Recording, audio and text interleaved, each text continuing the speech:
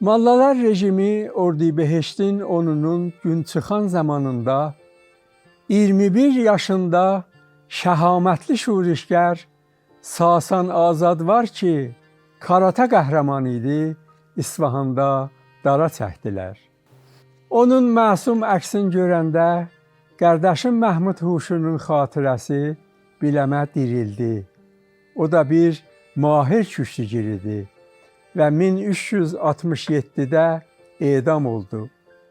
1362-ci il idi və Təbrizdə edamların təbi yatmış idi və zindanlılar bir-birləri ilə müsabiqə qoyurdular.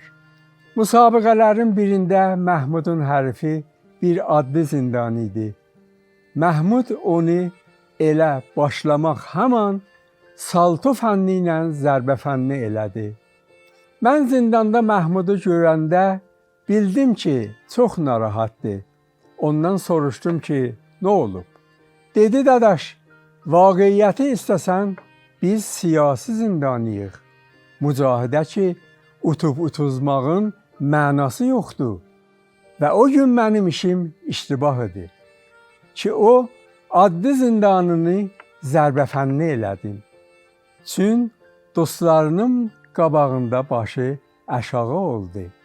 Məhmud neçə gün narahat idi və deyirdi, mən gərək ona utuzaydım.